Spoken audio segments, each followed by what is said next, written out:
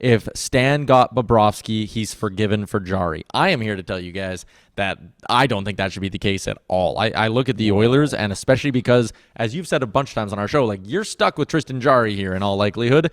If you need to overpay Bobrovsky to get him to Edmonton, he's 38 years old, coming off the worst season of his career. He had an 870-something. Like, I know we can look and remember the Stanley Cup Finals and how great that is. A Jarry-Bob tandem that could cost you around $11 million in cap space, I think would be a genuinely terrible idea for Stan Bowman. I wholeheartedly concur. Man.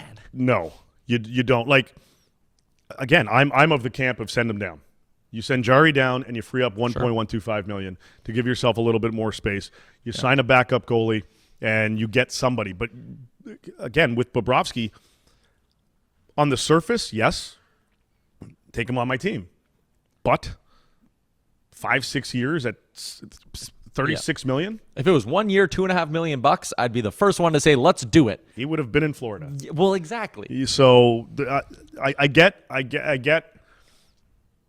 They've got to address goaltending. Obviously, we all know this. Yeah. But are you gonna blow all of your cap space on that position?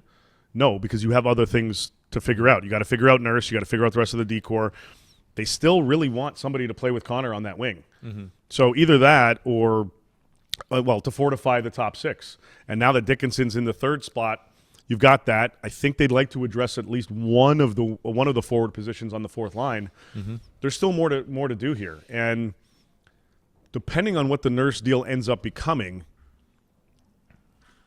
you might be retaining a little bit of money on that deal. Still freeing up a good chunk. You're going to free up. You're going to free up a decent amount. Yeah. You're not freeing up $9 million. No. You're probably not freeing up $5 million. So. We'll see. We'll see kind of what happens. As of this morning, you brought up Nurse, not me. So conversations continue. As of this, I know. I figured I'd get it out of the way. Do you think there's a chance? Like, I was someone who's very big on, like, hey, I could see something coming day 2 of the draft here as teams are moving around second-round picks.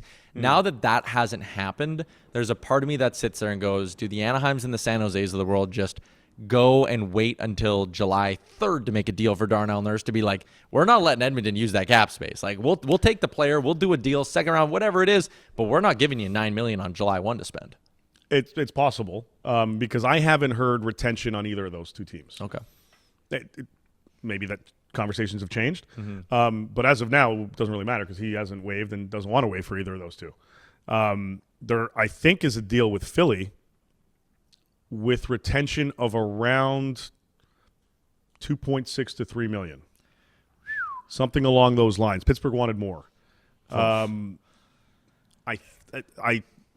don't know the full parameters of that deal. I've heard Nick Seeler that would make sense because then again, like, Wallman's moving up. You need someone to slot in that third pair. Yeah. Nail gun Nick or whatever they call him. You can see why that makes sense. And it's He's 2.2, I think. Okay, so roughly, if you're looking at 2.2, 3 point whatever, so you're going to free up about $3 million in cap space. Yeah.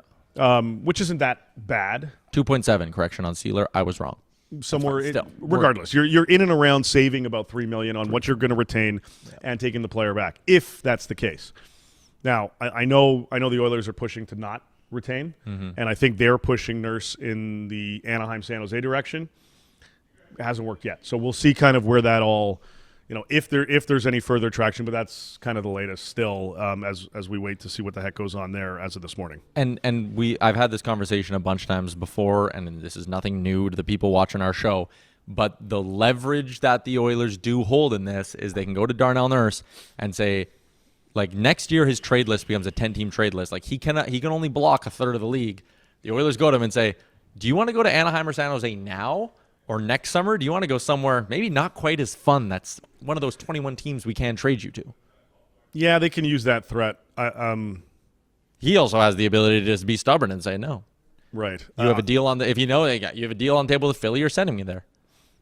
You could. Or it's going to be awkward for a year. You could. Yeah. I think there is motivation on both sides to just get it done relatively soon. I'd be surprised if he's in camp. I really would. I'd be surprised if this goes into August. I'm a little surprised this hasn't already happened, to be honest. Yeah. there's some elements there that tie this to Oilers wanting this to happen, Nurse wanting this to happen, but he also wants it, on his terms as per his right. Yep. Given his contract. So for now it's Philly or a bust unless he changes his mind for the Ducks or the Sharks. And the Sharks are also in on Morgan Riley still, so they kind of want an answer here relatively soon. And maybe, as again, I'm kind of just doing like tinfoil hat stuff here and trying to come up with reasons why maybe it hasn't happened. Maybe there's a world where, let's say, Pittsburgh doesn't get one of the guys they want in free agency. And there are like some D-men in free agency, to rattle off a few, like Rasmus Anderson is out there, John Carlson's out there, Jacob Trouba, Mario Ferraro, both inside of Matt Larkin's top 10. So there are some names on the market. Logan Stanley's in the top 20 as well. That's it for D-men in the top 20. Could there potentially also not be a world where some of these teams, like a Pittsburgh, they get out of free agency, Ryan Shea's gone elsewhere, maybe they miss on a couple guys, and they go, well, shit, we have $30 million in cap space. Edmonton, it was $3 million retention, now it's 1.5.